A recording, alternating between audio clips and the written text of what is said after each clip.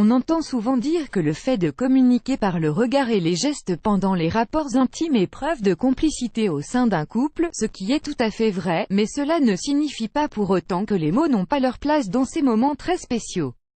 Au contraire, il y a des situations précises où les paroles sont primordiales et doivent être bien pesées afin d'avoir un effet positif sur le désir du partenaire, à défaut de quoi, vous risqueriez de vous trouver dans un sacré pétrin messieurs. Parfois, à force de vouloir être spontané, on ne se rend pas compte qu'il y a des moments où il vaut mieux se taire ou encore mieux, dire quelque chose de positif à sa compagne, et c'est d'autant plus vrai lorsqu'on parle de ces moments privilégiés où les amoureux laissent s'exprimer tous leurs sentiments, désirs et fantasmes.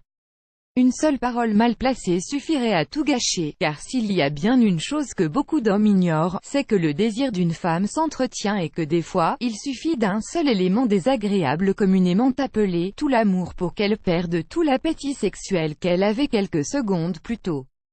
Des exemples vivants de « tout l'amour », nous avons alors recueilli pour vous quelques perles de témoignages publiés sur les réseaux sociaux par des femmes dont les partenaires, croyant bien faire, ont été quelque peu maladroits dans leur manière de parler, que cela soit avant, pendant ou après avoir fait l'amour. Ça serait comme si je le faisais avec ma cousine. Le contexte est le suivant: deux amis proches dormant côte à côte. La réponse à la tentative d'approche était un non. Ad choice ES advertising red invented by Tids. Ad choice ES advertising red invented by TEADS. Ta mère a raison, tu as quand même pris un peu de poids. Tu veux déballer le cadeau ou devrais-je le faire moi-même? Oh mon Dieu, ta peau est tellement douce. On dirait un nouveau-né. Qu'est-ce qui se passerait si jamais je mourrais de suite?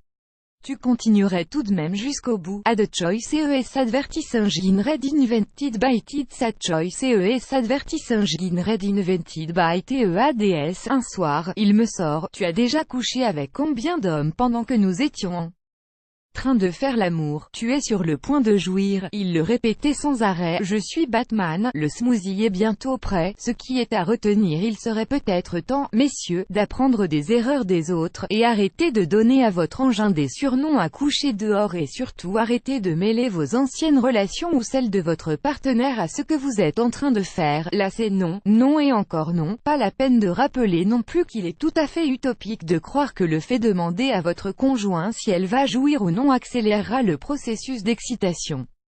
Et afin de ne pas rester sur une note négative et de vous donner quand même quelques tuyaux utiles pour votre vie sexuelle présente ou future, sachez qu'il ne faut surtout pas hésiter à faire des compliments à sa dulcinée et à clairement lui montrer que ces moments partagés avec elle sont spéciaux, tout comme elle l'est pour vous.